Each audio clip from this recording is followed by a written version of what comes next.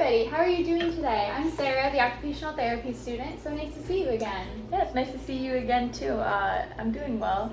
Good, I'm doing well as well. So I'm just going to start like we normally do, and I'm going to have you write your name on this piece of paper for me with this pencil. Okay, yeah, I remember we did this yesterday, right? We did, yes. Okay. Perfect.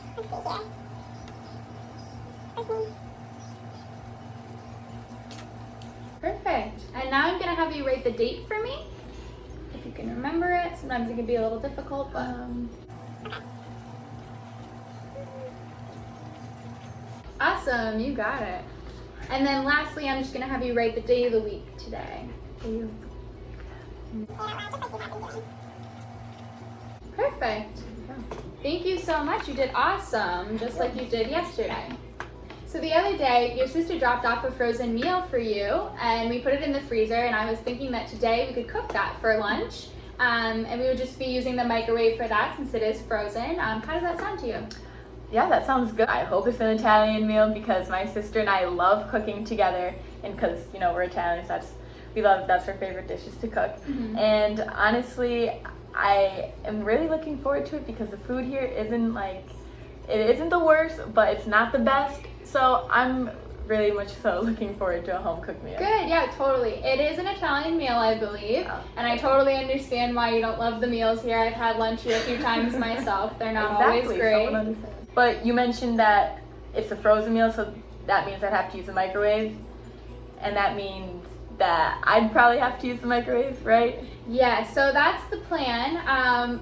I'm sensing a little apprehension there, but you're gonna do great, don't worry. I know we talked about last time maybe using some visual cues, so I decided to try that out with the microwave today, and I'm gonna be right there to help you out, so if you need any assistance, just let me know. Yeah, it was a little bit difficult for me last time, but I'm gonna try my best. I think it'll go well. Good, I'm really happy that you're willing to do that.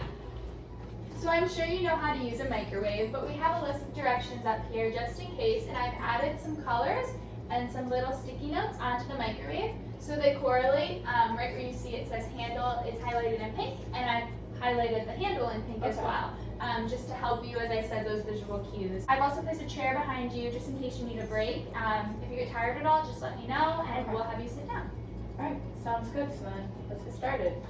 I'm gonna open up handle, microwave. I'm gonna place that inside. the pasta inside. Yeah. Close the door. And now we're gonna do step 4. We're gonna follow the green arrow. Yep. Press. Perfect. And now we wait. All right. A few moments later. Actually, I'm starting to feel a little bit tired. Do you mind if I take a seat down in the chair? Yeah, of course. Please do. Yeah, let me just help you here. Perfect. Oh, look, it's all done. Alright, so does that mean I press number 2 again? Or? Nope, so you're gonna go back to step number 5, and you're gonna, when the microwave beeps, use the handle to open it up again. I don't know, that kind of seems like too much. I don't know if I wanna continue. How about I finish it up for you this time and get the meal out, and you can head to the Yeah. Okay. Wow, that looks so good. Your sister must be an awesome cook. I know, she is a really good cook, and every meal that she makes, it's straight from her garden that she has. And even though it's directly from her garden and my sister made it, I have to say I'm still a little scared that my food might have been poisoned. Okay, well that's understandable. I did talk to your sister though, and she said that it is straight from her garden, and I asked about all the ingredients because I really wanted to make it for myself. And she told me everything that was in it, so I think there's a very low possibility that it's poisoned. That makes sense, but what if someone poisoned it after it was brought here? So the freezer that we actually kept it in is right next to my desk, and I've been doing work in there all week, and so I've been right next to the freezer, and I haven't seen anybody going in and out of the freezer, so I think it should be okay. I don't know. How about this? How about you take a few bites of it and try it out? And we actually have a little bowl of candy over there that someone brought us, and I heard that you like Three Musketeers, so maybe if you have a few bites for me, we can have a Three Musketeers after. Well, whoever told you that I like Three Musketeers is right, because I love them. So maybe I could start with a small few bites and we'll see how it goes. Sounds like a plan. All right. Oh. Yeah. Oh. So you did an awesome job. You ate almost half of your food, and as promised, here's your 3 Musketeers. Thank you. But before you go, I just wanted to talk a little bit. I noticed while you were using the microwave, you were getting a little frustrated. Is that typical for you during some of your daily tasks? Yeah, I definitely get frustrated with myself a lot more easily than I used to. It's a lot more difficult for me to keep my attention directed towards certain activities. It's also more difficult for me to remember certain things where I used to be able to use the microwave, no problem, I wouldn't even think about it. So it's definitely a bit frustrating for me now. I get frustrated with myself.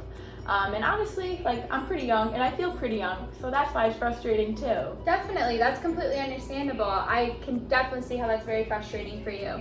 It may not seem like it to you all the time, but you are making some really great progress. And before you know it, if you keep doing these activities with me, you'll be home with your cat. So that's our goal. Thank you, I appreciate that. And I mean, you're great and all, but I can't wait to get home and honestly be with my cat. I miss him. I totally understand. I feel the same way.